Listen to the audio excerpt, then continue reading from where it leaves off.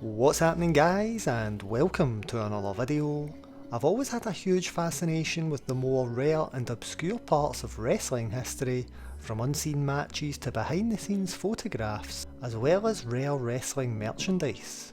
And for today's video, we're going to be getting the help of a fellow obscure wrestling historian, Ryan from the Wrestling BIOS YouTube channel.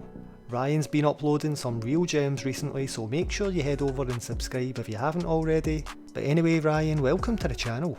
Cheers Andy, and thanks for having me on your channel. For those who don't know me, I'm Ryan from the Wrestling BIOS channel. Usually I'm looking at careers of old school superstars and talking about key moments in wrestling history, but today I'm definitely excited to talk about some rare wrestling figures with you, Andy. And hopefully we don't completely confuse viewers with our accents. But anyway, this is going to be fun. To be honest, I've got a feeling a lot of people out there are going to be watching this one with subtitles on. However, I am looking forward to taking a deep dive and getting a closer look at some of these figures. I just wish I owned some of them for myself. Yeah, some of these figures are simply impossible to find, while some can be obtained if you have deep pockets and a real desire to own the action figure in question. Wrestling action figures are probably the most collectible and lucrative pieces of wrestling merchandise produced. There's definitely a huge market, but yeah, to find the holy grails, you need to be dedicated and you need to have the money. It's really cool though to look at these action figures and check out the extortionate price tags. Awesome, man, I've got a list here ready to talk about, and I can't wait to hear some of the gems you've got up your sleeve too. So let's get it started. Yep, sounds good to me, let's do it. I'll take number 10, and we'll start off with not a single action figure, but a whole series. The Hasbro Funskool WWF line. This is an interesting one to start with, as many believe that these action figures were simply bootlegs of the original Hasbro line that was released in the States and in Europe. Funskool itself was a joint venture by Hasbro and a corporation based in India. This joint venture allowed WWF action figures to be sold in India, but there were some slight differences. Mainly, the card packaging was a lot thinner, but there was also small differences to the action figures themselves. Many collectors dismissed the Funskool series when some of the figures made their way into the US and European markets, thinking that these figures were fake. Nowadays, the figures can command up to $800 in good condition, though keep in mind that due to the flimsy cardboard used on these figures, finding them in good condition is a task in itself. The Undertaker's figure here seems to be the rarest and hardest to find. Awesome start. I've always been fascinated with those Funskool figures, such a cool series. However, for number 9, I'm coming with a whole series of my own, Bend-Ems Series 15. WWF's Bend-Em action figures are somewhat forgotten in history, however I've always loved them as they bridged the gap between Hasbro and Jakks figures, with 15 different series being released between 1994 in the heart of the WWF's new generation, all the way to 2001 in the Attitude Era. This let us collect the likes of DOINK the Clown, Lex Luger, Stone Cold and The Rock, all within the same set of action figures. Although the later series did have a noticeable difference in size from the earlier figures, making it difficult to display all the different series together without it looking a bit odd. Most of these figures are still relatively easy to find, however the final set, Series 15, are notoriously difficult to get a hold of, with even the Michael Jordan of wrestling figure collecting himself, Zack Ryder, having a hard time getting a hold of them. This was until he finally got his hands on the full set, and fun fact, I actually once gave Zack a King Mabel Bend-Em, but that's a whole other story. Anyway, Series 15 of Bend-Ems consists of 4 figures, with Taz, Too Cool and Rikishi all being a part of the set, and I've only ever seen one Taz figure pop up on eBay, and I'm still kicking myself to this day that I didn't bid high enough to secure it for myself. But yeah, the final series of the Bend-Em action figures are a real collector's item, and nearly impossible to find. Next up here we have this Jakks Linda McMahon figure. A prototype was made and, as you can see, photos exist to prove that this was a real thing and it was pretty much completed, but there are conflicting stories out there as to why this didn't get released. Some say that Linda McMahon herself was not happy with the figure and that it made her look older. Others say it was pulled due to Linda McMahon's upcoming political campaign. Who knows? We will never know for sure, and wrestling fans being wrestling fans, we could go on and speculate about this all day. Apparently, this was going to be released as an online exclusive. and someone actually bought a prototype on the WrestlingFigs.com forums, so the figure does exist somewhere. Nice pick, Ryan. Next up, I'm going to go with the old school MAILAWay HASBROS. These figures were exclusively available only to people who ordered them via an advertisement in WWF magazine, and when they arrived in the mail they would come in a polythene bag with the product number on them, as well as the text that said Made in China. No real elaborate packaging here. With the figures not being sold in stores, less of them were made available, which makes them a lot more scarce. And of course 99% of kids at the time weren't keeping the figures in their plastic bag packaging, so finding one of these in mint condition still in the bag these days can go for over £1,000. And anyone with all 3 MAILAWay figures of Bret Hart, Hulk Hogan and The Undertaker sitting in their collection may be sitting on a small fortune. Star Toys was a company in Spain who managed to get the WWF license in the early 90s. They created this lineup of action figures, and man, they are definitely polarising. Some see them as cool while others think they are flat out ugly. I think they look scary. In particular, this Jake Roberts is absolute nightmare material. But anyway, the rarest Star Toys WWF toy out there is the Big Boss Man. There's one currently available on eBay that will set you back a cool $6,000.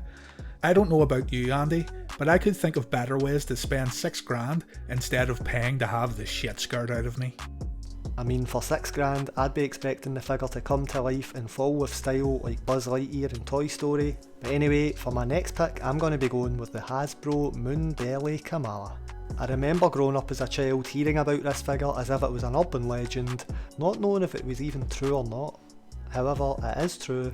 When Hasbro made a Kamala figure as part of its Series 7 set in 1993, the figure had a star painted on its belly as opposed to the moon Kamala would have in real life.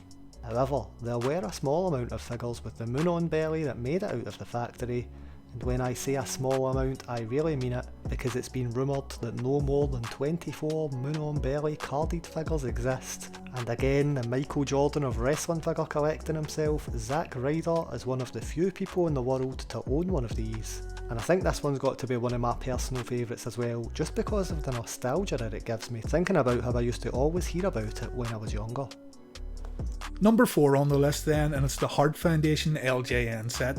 These tag team LJN sets are rare as it is, with Strike Force, the Killer Bees and the Dream Team also being hard to come by, but the Hart Foundation here are the rarest. Perfect condition LJN Hart Foundation sets have sold for up to around $2,000, so if you have this set at home, you stand to make a bit of money. While you could find Bret Hart and Jim Neidhart as separate figures, and even these can be quite costly, every tag team set here also included a pair of tag team belts, which was definitely cool. While we are on the subject of LJN tag team sets, the Young Bucks more recently had their very own LJN figures released. You can grab these for around $35, and if history has taught us anything, you want to grab these and keep them in the box. Another nice pick there with the LJN'S, so to stay on topic for number 3, I'm going to go with an LJN myself with the Miss Elizabeth's purple skirt figure. Rare variants have always been very sought after amongst collectors, and this may very well be the rarest variant in wrestling figure history. When LJN released Liz as part of their line's 4th series in 1987, the figure came with a removable gold skirt. However, there was a rare variant of the figure that came with a purple skirt, and this is said to be near impossible to find by collectors from all around the world, with it fetching as much as $2,000 if you can find one still in the packaging. Number 2 then, and it's the Rhythm and Blues Greg Valentine action figure. The Rhythm and Blues tag team, consisting of the Hunky Tonk Man and Greg Valentine, were active as a tag team from 1988 to the end of 1990. They were first known as Double Trouble, but to be fair, the announcers at the time didn't really use this name.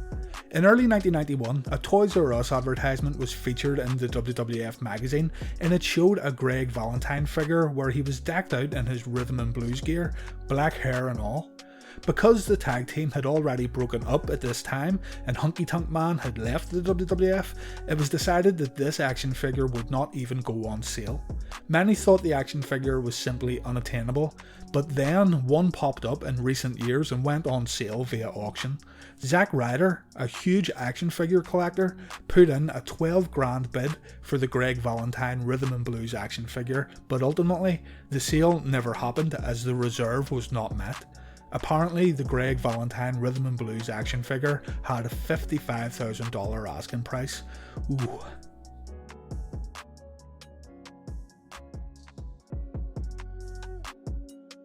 Great pick with the Rhythm and Blues, Greg, so to keep on track for number 1, I'm sticking with the Hasbros and I'm going to go with an entire series this time, the unreleased Series 11 Orange Card Hasbros. This is another case where I heard about these as a kid and even as an adult, where I didn't know if these figures were a real thing or just an urban legend.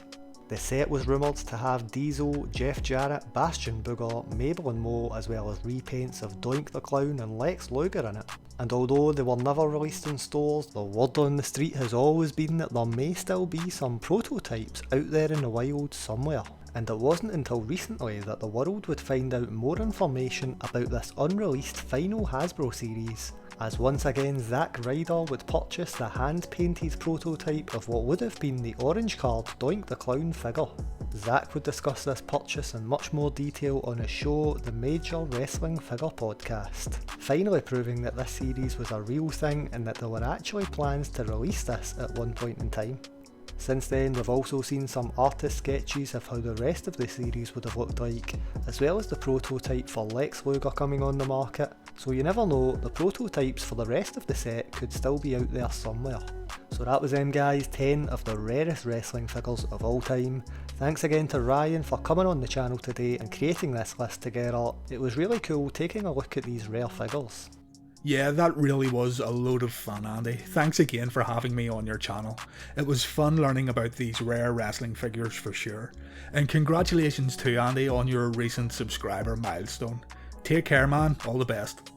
Thanks again, man. Make sure you guys head over to the Wrestling BIOS channel and check out Ryan if you haven't already. I recommend the Doink the Clown video that he did. I really liked that one. Also, if you haven't already, make sure to subscribe to the channel here. Let us know of any figures we missed out in the comments down below. Follow Wrestle with Andy on Instagram for more rare and obscure wrestling moments. And I'll catch you in the next one.